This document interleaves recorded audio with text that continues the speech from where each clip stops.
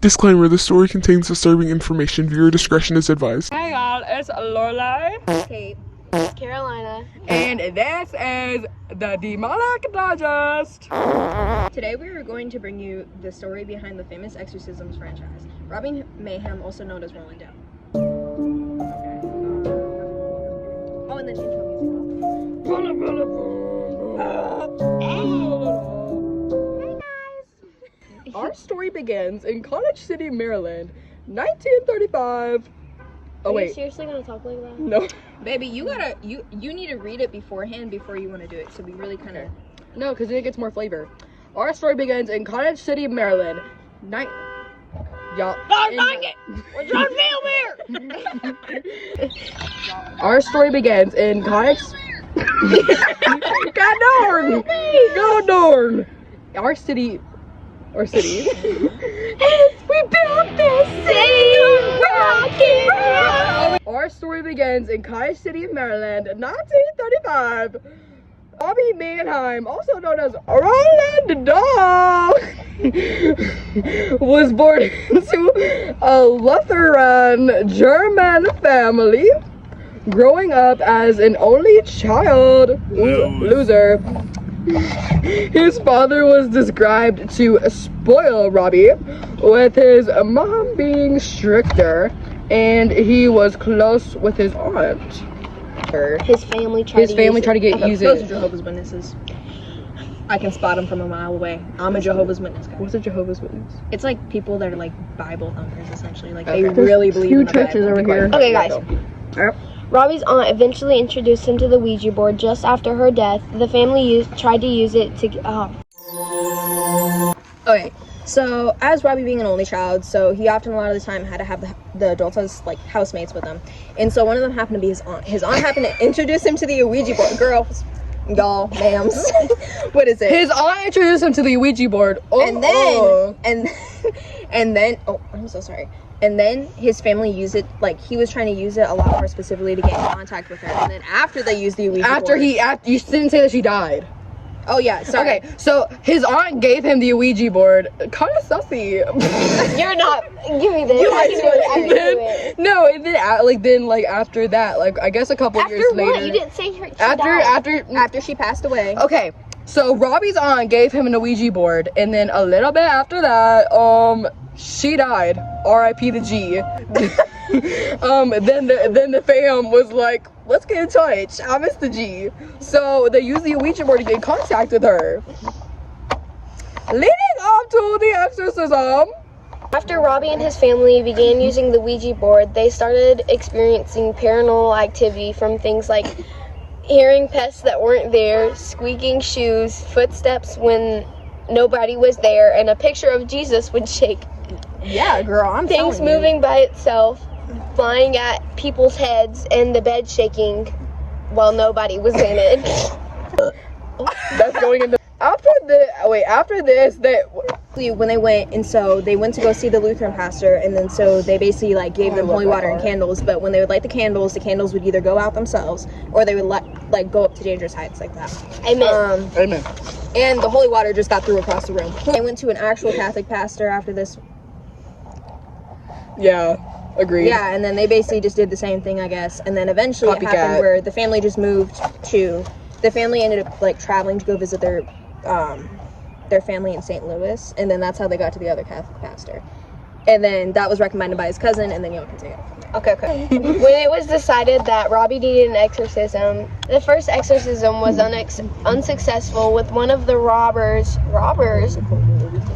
Oh, Robbie! So, sorry about that. So, basically, after they already went to that and they tried doing that and the holy water threw across the room and stuff and the candles lit up.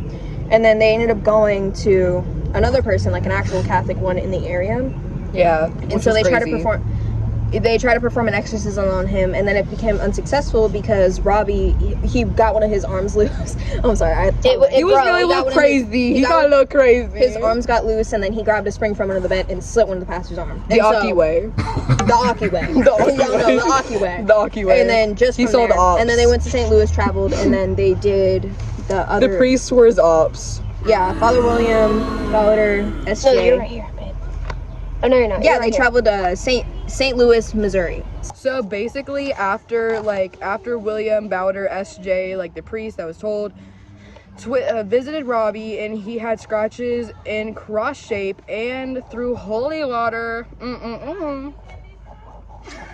he seeked approval for an exorcism, and he seeked an approval for the exorcism, and like after the exorcism was approved and was performed on Easter Monday, happy Easter Bunny, Monday, April 18th, 1919, Robbie woke up in a fit with holy items placed on him, hand and neck. He was mad. He was pissed. He was not happy. Can I say pissed? Yeah. Okay. When the priest started the first exorcism, he commanded the demon to leave Robbie's body. And Robbie then said, well, the demon said from Robbie's body. Put this in a demon voice, okay? I got you. He has to say one more word, one little word. I mean one big word. He'll never say it. I'm always in him. I may not have as much power as always, but I am always in him. He will never say that word. After midnight, a different voice started shouting. Satan, Satan, I am Satan Michael, and I command Satan and the other evil spirits to leave the body in the name of Dominus. Immediately, no. Moments later, Robbie awoke by saying, "He's gone," quote unquote, and had claimed that Saint Michael the Archangel had battled the demons to set him free. By the way, if you didn't know, an archangel is the highest, like it's above the highest ranking on the celestial ranking. Like he's top G.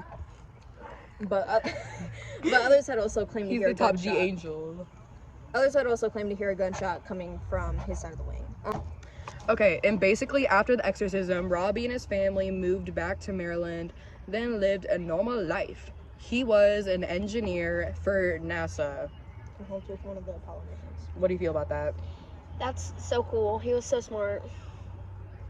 We have demons running for NASA. Help. And helped with the He helped with an Apollo mission. Oh, he helped with an Apollo mission. And many of his peers claimed that Robbie was very quiet in his past, about his past, and his wife claimed was even sometimes afraid. It's giving the amen. Oh. We got church bells for omniance. Oh my god, it's for the exorcism. Amen. Now we're going to the rumors, debunking, and investigations. What Lorelei said. So basically, according to many of Robbie's peers, they like to call him a clever trickster who liked to pull pranks in He school was a and little neighborhood trickster. children. Many priests and, many psychologists said that he was more mentally ill rather than possessed. And, you know, since priests are like, this was like 1940s, mental health was not it. Like, you know what I mean? But so basically, an author, Mark Obstinek, questions the factuality of the story, calling Robbie a spoiled, in quotes by the way, calling Robbie a spoiled, disturbed bully who throw deliberate tantrums to get attention or to get out of school. Ew, no. Halloran also claims that It's giving chance. What? It's giving chance. He also want a beer. Let me see the eclipse. Halloran claims that he never really checked Robbie to see if he had, like, they suspected that he was scratching himself and stuff, which, I mean, if Robbie was possessed by a demon, I would expect him to be scratching himself, like, you know what Everybody I mean? scratches themselves at some point in their life. That's normal. And people were also saying that they saw him, like, scratching Christ along his chest. Yeah, with that's his not nails. normal though. I don't Maybe know. he was Satanist. I don't know. He was. Oh, but just that, right? And so they were over here saying, like, he never really checked him, and some of his stuff didn't seep out. Like, when he would start He speaking, was acting up like this and he never got checked. like, when he started, because he didn't pass, like, any of his tests. Because Yeah. you remember, like, they had to do some tests right Bro before needed they to came study. St. Louis. Yeah.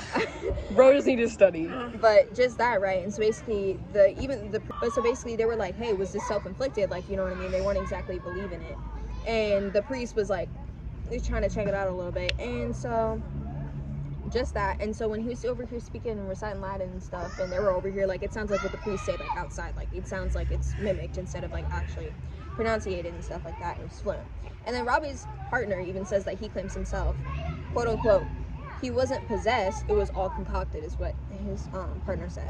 As well as the priest showing up to their house after the death, which that was kind of weird. He showed up to their house after his death. So basically, almost everybody thought, oh my god, look how cute that dog is. So basically, everybody thought that Robbie was faking all of his possessions and that he was just making it all up for attention. Yeah, I believe that because he wanted attention. So it's still like kind of mixed feelings on if he was just doing it for attention or if it was actually happening. But yeah. And no, I want to say something about the story in the movie. Okay. Because that's like the real reason we did it, is that we're gonna do a compare and contrast based off the movie and like the real story.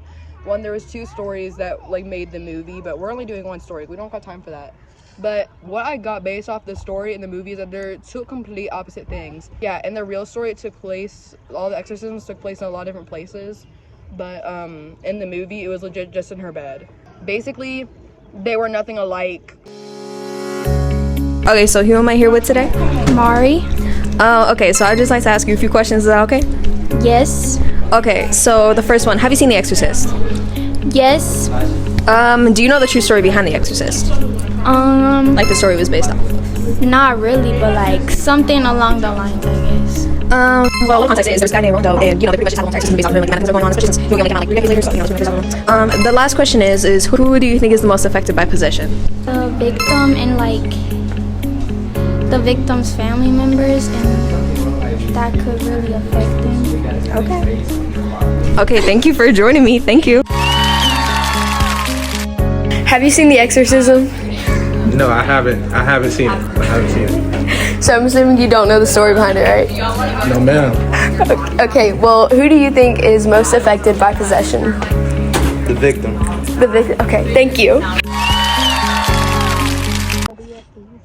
Okay, this is it. If you wanted more freak color, because I don't care. This is Lorelei. Kate. Carolina. Bye-bye.